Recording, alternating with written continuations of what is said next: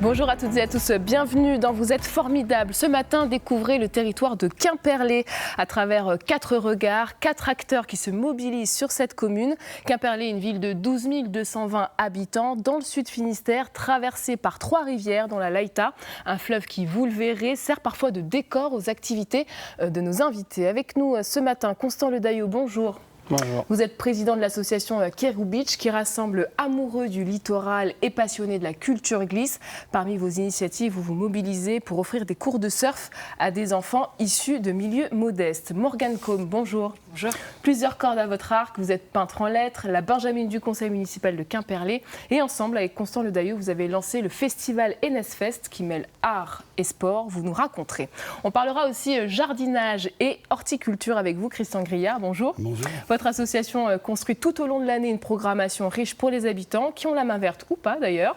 Et enfin, Marie Millet, bonjour. Bonjour. Vous avez pris vos quartiers quelques mois au cœur de Quimperlé. Avec toute une équipe, vous avez mené des fouilles archéologiques et il y a de belles découvertes. Nous y reviendrons en détail avec vous. Bienvenue à tous les 4. Alors, on a envie de savoir, avant que vous rentriez chacun dans vos engagements respectifs, Quimperlé et vous, c'est une histoire qui a commencé quand et comment, Constant Ledaillot? C'est avant tout ma naissance à Quimperlé. C'est ma ville natale, là où mes parents se sont installés et m'ont fait découvrir tout cet environnement, que ce soit la ville et la nature.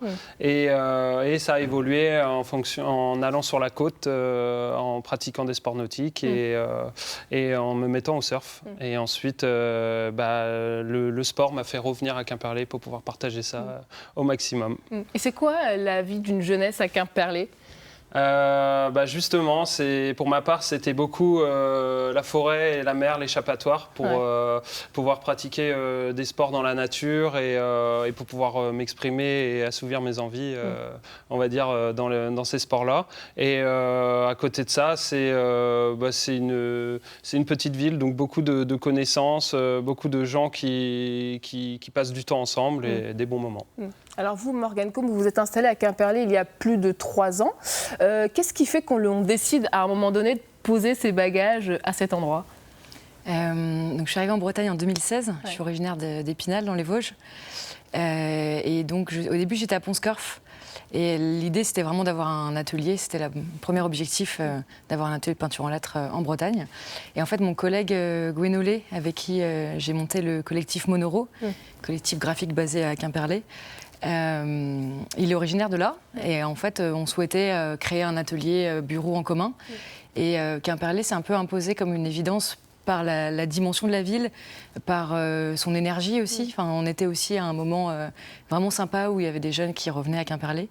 Et on était très bien accueillis et c'était la bonne échelle aussi pour proposer des choses. Voilà.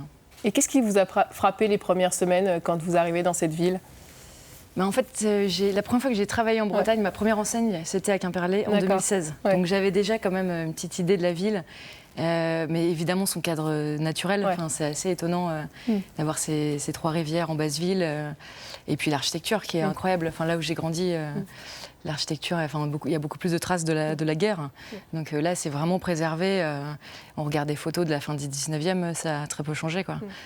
Et justement, à Quimperlé, on parle souvent de la haute ville, de la basse ville. Peut-être pour nos téléspectateurs qui n'habitent pas Quimperlé, ça veut dire quoi, Constant Ledaillot ? La basse ville, c'est, on va dire, la ville historique qui est au ras de l'eau, à l'endroit où les rivières se croisent, on va dire. Et la haute ville est en hauteur, du coup. Et du coup, on y voit, on a des points de vue incroyables. Et il s'y passe d'autres choses. Une petite préférence, Christian Grillard, plutôt haute ville, basse ville ? J'aime bien la haute ville. Oui, franchement, oui. Il y a des coins sympas ? Non, la haute ville, c'est vraiment avec cet éclairage, on a l'impression de respirer parfois. La basse ville présente un riche patrimoine, mais parfois un petit peu serré, un peu confiné. C'est pour ça ce qui me donne une préférence pour la haute ville. Alors vous êtes arrivé en 2019 et puis vous décidez aussi d'intégrer le conseil municipal. Morgane Combe, pourquoi cette envie-là ? En fait, la mairie m'a proposé de rejoindre la liste, vraiment sur l'axe de développer l'art urbain à Quimperlé, en sachant qu'on n'a pas cette culture-là à Quimperlé, aussi parce que le patrimoine est impressionnant, et donc les bâtiments de France, et c'est vraiment quelque chose à construire. Et j'avoue que je n'avais pas du tout anticipé ça, mais l'opportunité est belle, et je viens d'une famille, pour le coup, très politique, avec un papa syndicaliste, un grand-père maire, donc l'opportunité était belle, et puis l'équipe était vraiment sympa, et voilà. Alors vous, Marie-Mie, on continue. Vous découvrez Quimperlé d'une manière assez singulière, parce qu'on n'a pas tous l'occasion de le faire. En tant qu'archéologue, vous êtes archéologue à l'antenne Grand Ouest de l'INRAP, l'Institut national des recherches archéologiques et préventives. Plusieurs semaines. Vous êtes resté plusieurs semaines dans la ville. Alors cette vie à Quimperlé, rapidement, sous cet angle-là, c'est quoi le ressenti Très bon ressenti. C'est une ville qui est très agréable à vivre. On a été très bien accueillis. Donc on s'y est beaucoup plu, et puis au niveau patrimoine, il y a énormément de choses à étudier. Et il n'y avait jamais eu d'archéologie jusqu'à présent. C'était donc une opportunité unique pour nous de venir fouiller pour la première fois dans cette ville, qui présente des aspects vraiment très intéressants. Et justement, pourquoi des fouilles archéologiques ont été engagées à Quimperlé au départ ? Alors c'est de l'archéologie préventive, ça veut dire qu'on intervient avant un projet qui menace de destruction des vestiges. Donc il y a 1 an et demi, j'avais fait un diagnostic sur le parking de la place des Écoles, dans le cadre du projet de la construction du conservatoire de... Voilà, comme il y a un projet de construction d'un conservatoire de musique et de danse, les vestiges potentiels étaient menacés. Donc on a fait un diagnostic pour évaluer le potentiel. Et le diagnostic a permis de voir qu'il y avait des vestiges conservés et en bon état. L'État a donc prescrit une fouille, et on est revenu cette année, donc pendant 3 mois et demi, fouiller 1000 mètres carrés du parking pour voir ce qu'il y avait. Et justement, une de nos équipes y était, vous a rendu visite à cette occasion, regardez. C'est un chantier de grande ampleur, dont les découvertes lèvent le voile sur tout un pan de l'histoire de Quimperlé. Patiemment, les archéologues recherchent les indices enfouis à l'emplacement du couvent des Capucins, bâti au XVIIe siècle.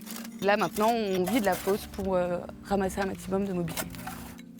Ça pourrait être un calvaire, c'est la dernière idée qui a été soulevée, puisqu'on est devant l'entrée de la chapelle. Et ça a été rebouché sûrement au moment de la construction de l'école au XIXe siècle. Les fouilles ont permis de mettre au jour le couvent, dont on aperçoit le carré du cloître ici à gauche, avec en son centre un puits. Les archéologues ont aussi découvert une quinzaine de sépultures et 4 maisons de l'époque médiévale. On a devant nous ici donc l'angle de la maison qui est ici, avec un reste de la porte. Donc en fait, moi là j'étais à l'extérieur de la maison et on rentrait par ici. Et là je suis dans la maison. Pour le territoire de Quimperlé, cette découverte de maison est une surprise, car jusqu'ici on pense à cette zone inhabitée. La ville de Quimperlé évidemment était beaucoup plus petite au Moyen-Âge, et on pensait être ici en limite presque à la campagne. Et en fait on retrouve sous le couvent, lors des fouilles, des éléments qui démontreraient qu'il y avait déjà un semblant d'urbanisation ici sur ce secteur.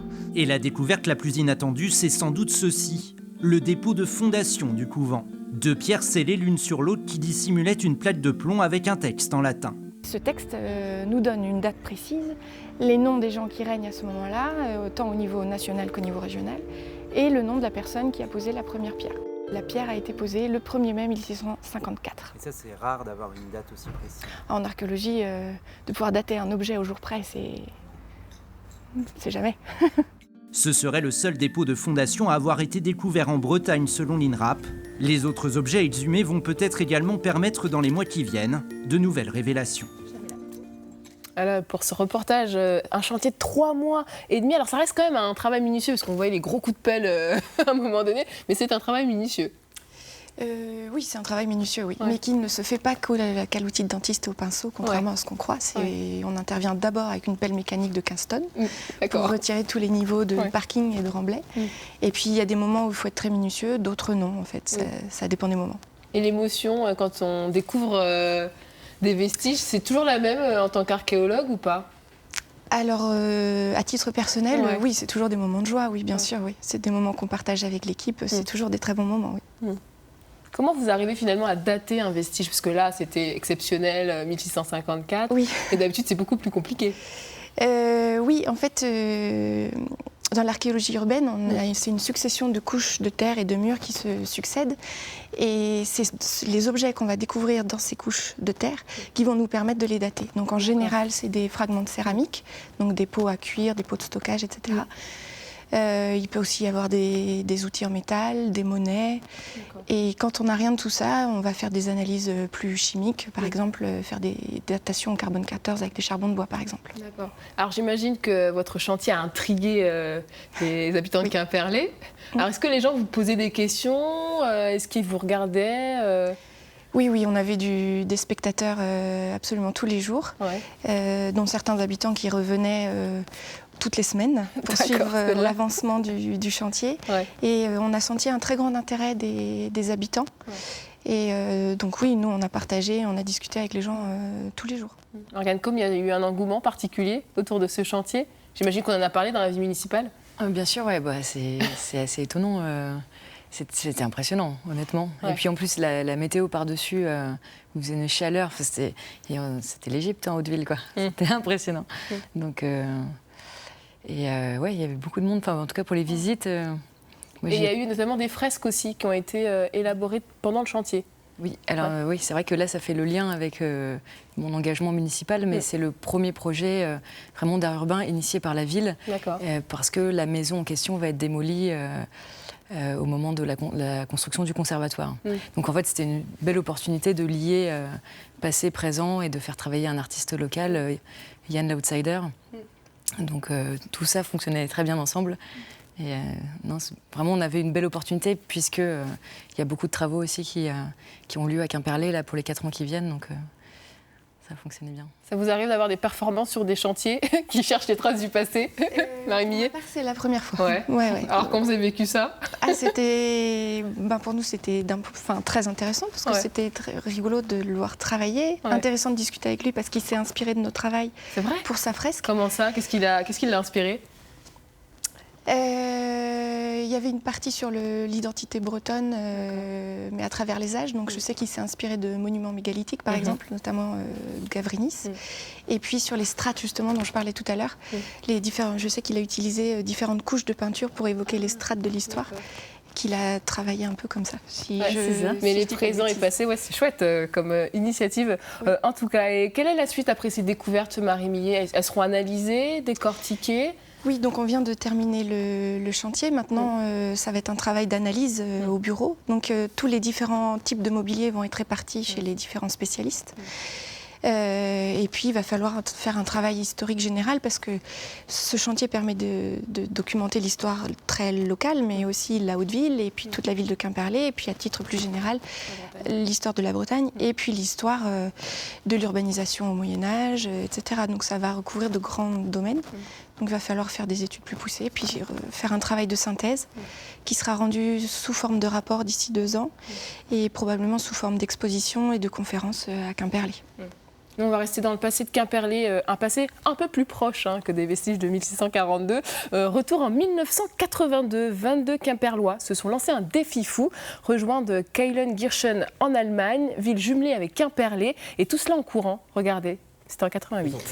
La suite de l'actualité, ce matin vers 10h, 22 jeunes Quimperlois ont pris le départ d'un relais de près de 1000 km qui les conduira à Keilenkirchen. Cette épreuve inhabituelle s'inscrit en effet dans le jumelage Quimperlé et Gelsenkirchen.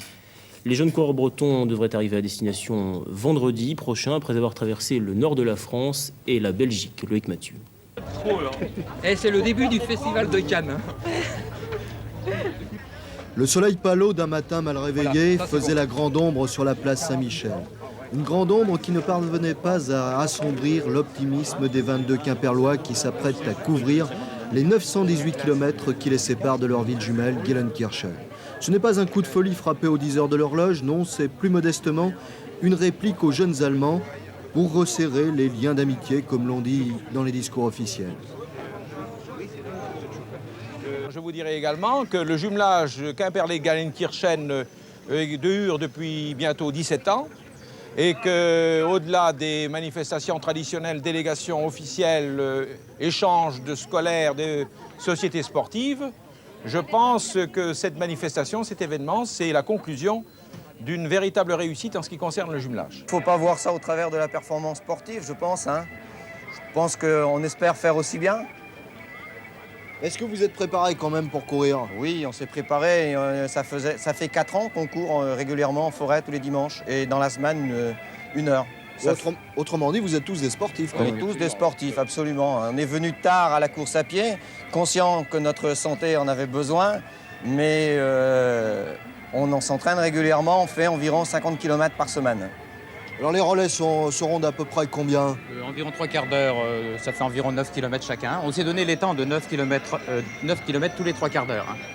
Donc comme on a les passages en ville, tous les horaires sont prévus, donc on est obligé de les respecter. Hein. 5, 4, 3, 2, 1, partez!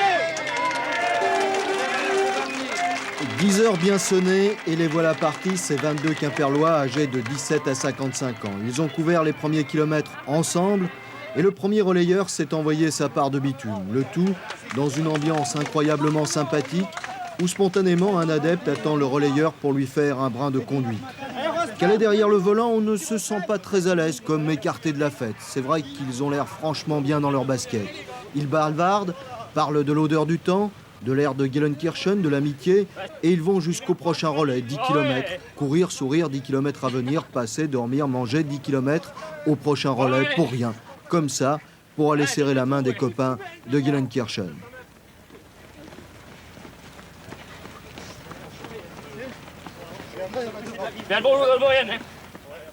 Voilà, une belle initiative en tout cas. Voilà une autre façon de découvrir le passé de Quimperlé. Ça fait drôle de voir ces images, Costoldaio. Carrément. C'est que le challenge sportif date de plus longtemps que notre époque. Hein. Ouais. Je pense qu'il y a toujours eu une bonne énergie sportive à Quimperlé et ça confirme les choses. Belle découverte. Chaque participant a quand même couru 70 km, hein. Je préfère le préciser. Les années 80, c'est aussi une période synonyme de déclin pour un métier comme peintre en lettres, un vieux métier qui a failli disparaître. Et pourtant, vous l'exercez aujourd'hui, Morgane Côme. Racontez-nous un peu ce que c'est que ce métier de peintre en lettres. Alors, c'est un métier qui s'est vraiment développé au 19e siècle. Évidemment, avant, il y avait des enseignes, mais qui étaient souvent des enseignes, ce qu'on appelait parlantes, c'est-à-dire que c'était un symbole, par exemple une paire de ciseaux pour un salon de coiffure. Et au 19e, c'est devenu vraiment un métier où les enseignes étaient plutôt écrites, puisque le développement de la lecture. Et donc un bel essor fin 19e, début 20e. Et un métier qui a... Donc la France était vraiment un grand pays de peinture en lettres, ce qui est assez peu connu malheureusement. Et 1982, arrivée des machines pour faire des enseignes en plastique. Et là, ça a été vraiment assez violent pour le métier. Des très bons peintres qui étaient en capacité de faire des alphabets extrêmement différents avec des techniques très variées. Et puisque c'était la modernité, on est parti sur on voit mon apprenti ici à l'œuvre, Vincent. On est parti sur la machine. Ça a failli disparaître. C'est ça. Et aujourd'hui, ça revient. Ça revient depuis 2000. En fait, il y a un engouement depuis 2012-2013. Lié à quoi? Alors, qui est lié en grande partie à un film qui s'appelle Sign Painters, un film américain. Et en fait, les pays anglo-saxons ont davantage conservé le métier de peintre en lettres, particulièrement donc les Anglais avec les péniches, avec les pubs, et les Américains aussi attachés à ce métier-là, parce que aussi des très grands murs. Et en Europe, beaucoup plus violent la fin de ce métier, en Italie, en Espagne. Et bref, donc 2012, la sortie de ce film, et en fait, début 2014, il y a un film, donc il y a un cours qui a été organisé à Londres, auquel j'ai participé. Et moi, j'ai découvert ce métier parce que j'habitais à Londres, en fait. D'accord. Donc il y avait encore beaucoup d'enseignes peintes, beaucoup de dorures. Et j'ai eu la chance d'assister à ce cours. Et vraiment, moi, Vous êtes tombée dedans Totalement, ouais. Mais en même temps, j'avais des professeurs qui donnent tout. Et juste pour remettre dans le contexte, à la base, je suis graphiste. Donc, je cherchais vraiment à apporter une dimension manuelle à mon métier de graphiste. Et combien exercent aujourd'hui ce métier en Bretagne, ou ne serait-ce que dans le Finistère déjà? En Bretagne, on est 5 ou 6. D'accord. À ma connaissance, je suis la seule en Finistère à faire uniquement ça. Mais après, ça se développe. Voilà, justement, on voyait à l'image tout à l'heure votre apprenti. Oui, c'est ça. C'est-à-dire qu'il y a aussi il y a vraiment l'envie de de transmettre, évidemment. C'est un métier qui s'apprend bien sur le tas. Enfin, de toute façon, il n'y a plus d'école en Europe. Donc vraiment, la meilleure manière, c'est d'apprendre les mouvements de pinceau. C'est ça, d'apprendre les 6 mouvements de pinceau. Et après, il faut s'entraîner. C'est vraiment un métier d'entraînement et évidemment aussi toute la partie graphique, d'entraîner son œil, de savoir dessiner des lettres. Donc c'est très complet. Et quels sont vos terrains de jeu sur le territoire de Quimperlé, par exemple ? Quimperlé, ça s'y prête très bien, parce que déjà les bâtiments de France, donc en fait c'est préconisé de faire de la lettre peinte. L'idée c'est vraiment de s'intégrer, on le voit bien sur l'image à l'instant, de s'intégrer sur la façade. Là on voit qu'il y a un câble qui passe, c'est pas grave, on va redescendre de l'échafaudage, on va regarder. Et ce genre de situation où en fait, souvent par exemple à Quimperlé, il est interdit de mettre un panneau, parce que ça dénature la façade. Donc l'intérêt c'est à vos talents. L'intérêt, c'est de pouvoir travailler directement sur le support. On a travaillé, par exemple, cette année pour une boucherie qui a une façade en granit. Et là, honnêtement, la meilleure solution, c'était la peinture, pour vraiment conserver l'aspect art déco, en plus de la devanture. En tout cas, vous avez réussi à trouver votre place sur le territoire de Quimperlé. On peut dire ça. Allez, dans cette deuxième partie de l'émission, on continue à découvrir ces acteurs qui font vivre le territoire de Quimperlé et ses 12 220 habitants. Ils peuvent compter sur un tissu associatif solide. Et on commence avec Caribou Beach, une association qui conjugue passion et solidarité. Association qui est née en 2010. De quel constat est née votre association, Constant Ledaillot ? Alors, cette association, elle est née, donc elle a été créée par Éric Tichy et une petite bande d'amis. À vouloir, on va dire, rassembler un peu les énergies locales parce que le Kérousse, ça a été pendant longtemps, depuis les années 80, un lieu d'échange et de rencontre autour du surf et de la culture glisse. Et ça a été une communauté assez soudée qui a évolué au fur et à mesure des années. Et arrivé en 2010, ils ont lancé un petit événement qui a très bien marché, qui a rassemblé tous les locaux et où on pouvait y retrouver des bonnes personnes passionnées par ces sports et cette culture et où l'énergie elle était top quoi. Alors, parmi les activités que vous proposez, il y a du surf mais aussi du water jump. C'est assez impressionnant. On va regarder ces quelques images. C'est une sacrée discipline avec beaucoup de dextérité.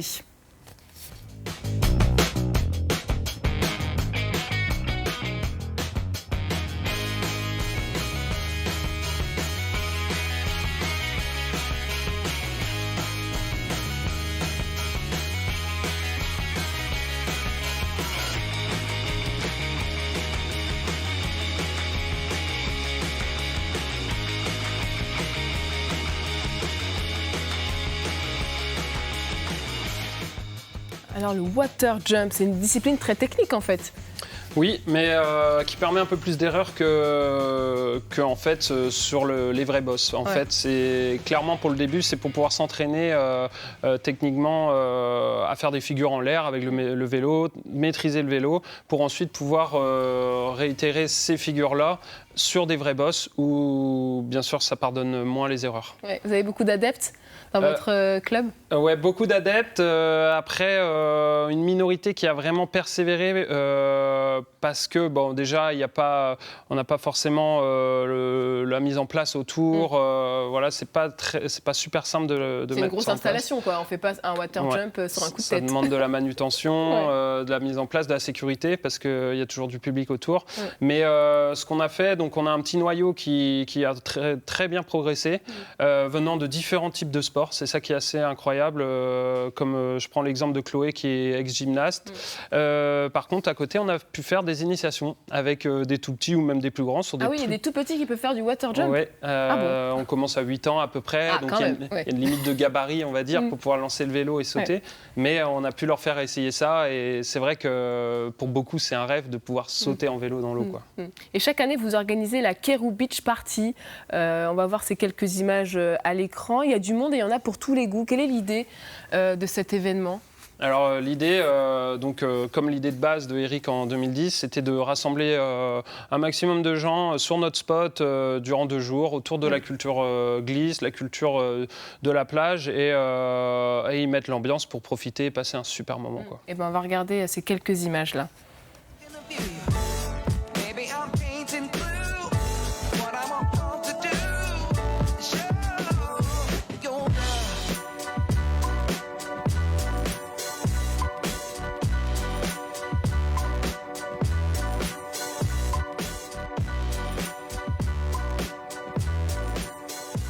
Ambiance très plage, hein, comme son nom l'indique, Keru Beach Parties.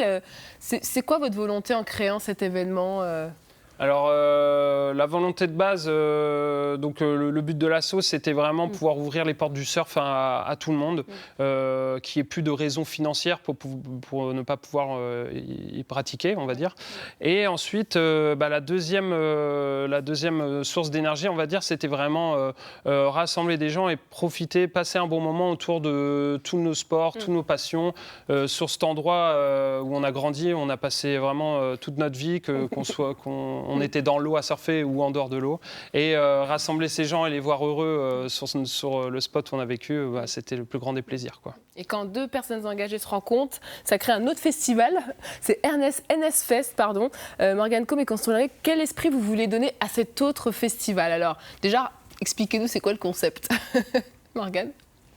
Le concept, c'est vraiment une grande fête transversale. Ouais. L'idée, c'est que ce soit populaire et accessible autour des arts visuels et des sports nautiques. Et à toutes les échelles de la ville, vous créez un événement qui rassemble beaucoup de corps au-delà des arts et du sport même. Constant Daillot. Ouais, c'est là que c'est intéressant parce que c'est vrai qu'en moi venant des sports extrêmes par exemple, il y a beaucoup d'événements de sport extrême où on y voit un gros niveau et pour autant il n'y a pas beaucoup de public parce que les gens ils se sentent pas investis, ils se sentent pas forcément attirés. Et le fait de mélanger tous ces arts, toutes ces passions et cette multitude d'actions, et ça ramène des gens et qui viennent pour une chose et qui en fait en découvrent une autre et qui repartent de là conquis, quoi. Quelles ont été vos impressions par rapport à cette première édition? C'était un bon succès. C'était un succès. Et ce qui était vraiment, on l'a organisé en 4 mois. Ouais. Ce qui était vraiment intéressant, c'était l'engouement. Toute cette période où on a imaginé le projet, parce qu'on s'est rencontrés suite au Water Jump d'octobre. Et nous, avec notre collectif Monoro, on avait une idée un peu de fête graphique maritime, de relier les deux. En fait, on en a parlé avec aussi d'autres associations et ça a tout de suite pris. On était un joli groupe d'une dizaine de personnes pour imaginer le projet. On a été vraiment soutenus par la ville aussi, parce qu'honnêtement, en termes de délai, de sécurité... 4 mois, oui, c'est assez short quand même. De sécurité, c'était quand même engagé et ça a fonctionné. Donc, ce qui était vraiment, personnellement, ce que j'ai trouvé très fort, c'est qu'on a appelé, par exemple, moi je m'occupais du coup plus de la partie art visuel, et j'ai appelé une amie peintre en lettres à Paris, Hélène, elle est venue tout de suite. Bim, ce qu'on voit à l'écran, qui est à Rennes, Braise aussi, qui est à Rennes, et tout le monde est venu bénévolement, puisqu'on était trop tard pour faire des demandes de subventions. Donc en fait, il y a eu vraiment un élan collectif. Et ça, c'est assez rare. Ce que vous m'expliquez d'ailleurs aussi, Constant Daillot au téléphone, c'est qu'il y a les écoles qui ont joué le jeu, il y a les commerçants aussi, ça a vraiment créé un vrai mouvement. Ouais, l'idée, c'était de mettre ce projet en place avec l'investissement de tout le monde, parce que tout le monde, quelque part, a envie que ça bouge, a envie de partager ce qu'il aime. Et à travers ce projet, du coup, on a pu vraiment mélanger tout le monde, on va dire, pour y arriver au produit fini, le NS, c'était une sacrée surprise, en effet. Est-ce que la deuxième édition se prépare déjà pour éviter d'être dans le rouge en avril prochain? On est un peu attendu aussi. Et puis, on a envie d'aller plus loin sur l'aspect patrimonial, l'aspect environnement. Cette année, il y avait une balade d'eau et rivières de Bretagne.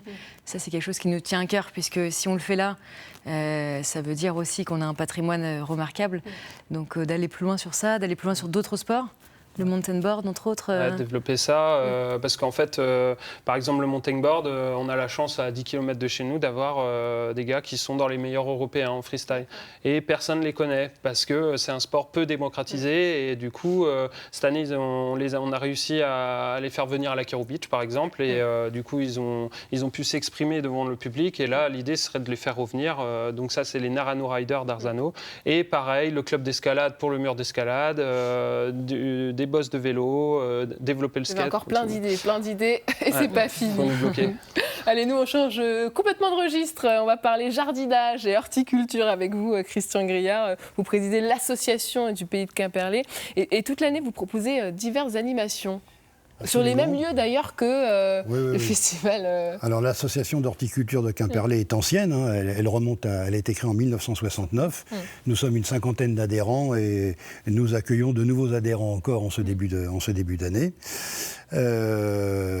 Et effectivement, nous offrons de nombreuses activités. Alors des conférences mensuelles sur différents thèmes, des thèmes transversaux comme l'adaptation des plantes à la sécheresse, c'est l'actualité, ou l'acclimatation des plantes exotiques en Bretagne, quelles conditions pour s'acclimater, des sujets plus spécifiques, présentation du jardin japonais, les serres, les agrumes, les rhododendrons, et puis des ateliers pratiques, des ateliers de taille d'arbres fruitiers, taille de rosiers, ou encore la présentation d'un potager dans la région de Quimperlé.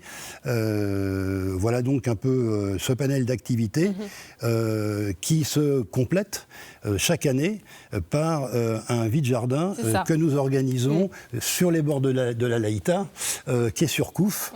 C'est quoi le concept d'un vide-jardin ? Alors le concept, c'est d'inviter soit des professionnels. On a quelques professionnels qui viennent, des pépiniéristes, ou alors des particuliers, des amateurs de jardiniers, des amateurs éclairés, qui viennent vendre leurs plantes. Alors, le vide-jardin a été créé en 2016. Et c'est récent. C'est assez récent, oui. Tout à fait. Et il rencontre un succès qui se confirme d'année en année. Ce succès, nous n'aurions pas pu l'obtenir sans le soutien actif de la ville de Quimperlé, et qui met à disposition le site magnifique du quai sur Couf, et qui met à notre disposition aussi tous ces stands que l'on voit. Et que l'association, que les adhérents de l'association se chargent d'installer. Alors le vide-jardin, pour nous, pour les adhérents, c'est un projet partagé et qu'ils partagent toute l'année, car nous avons également un stand où nous vendons les plantes, nos propres plantes, au profit des activités de l'association. Et justement, les adhérents de votre association, ce sont des passionnés ou ce sont des gens qui, comme moi, peuvent toquer à la porte quand on n'a pas la main verte ? Alors, je dirais les deux. Les deux. Il y a des passionnés. Si j'ai adhéré moi-même à l'association, c'est parce que j'étais passionné comme beaucoup de nos adhérents. Mais nous avons également de plus en plus de gens qui viennent au jardinage.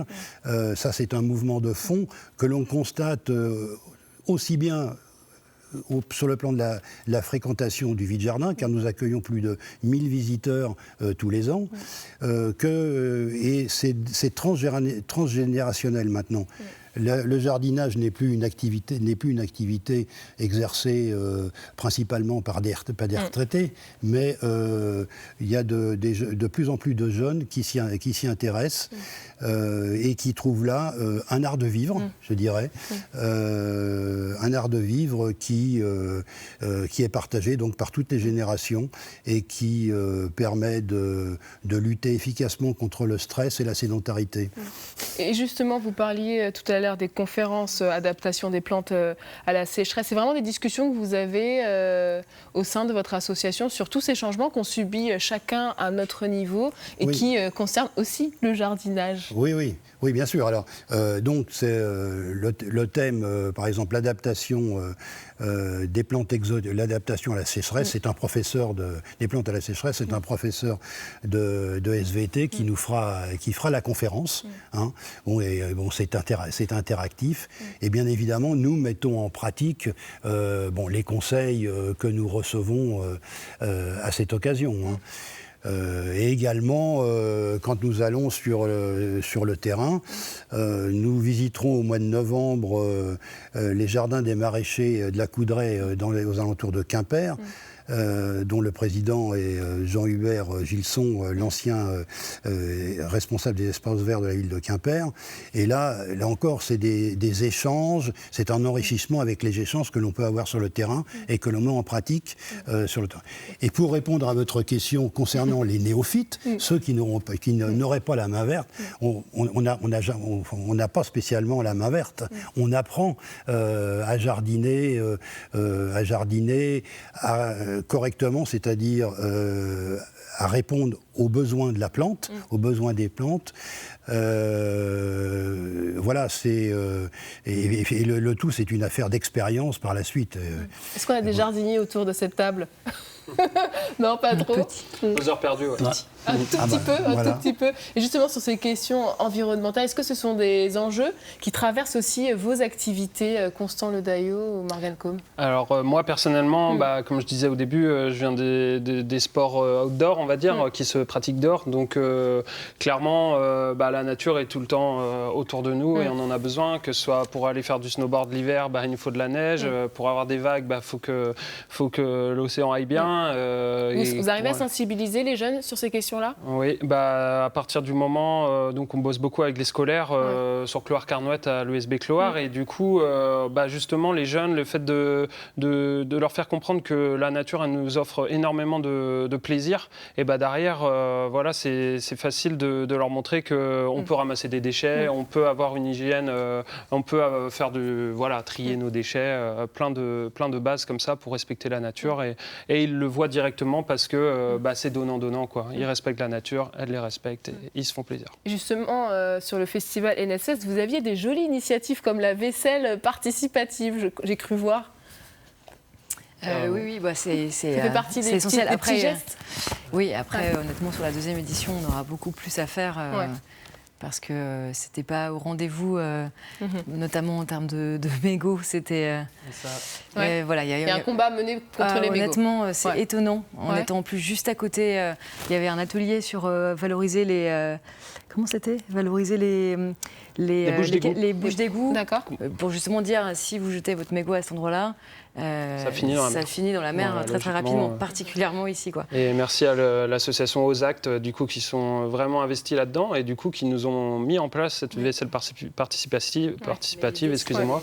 Et nous, après une Kero Beach, on s'était rendu compte qu'on avait fini l'événement, on n'avait que 2 sacs poubelles.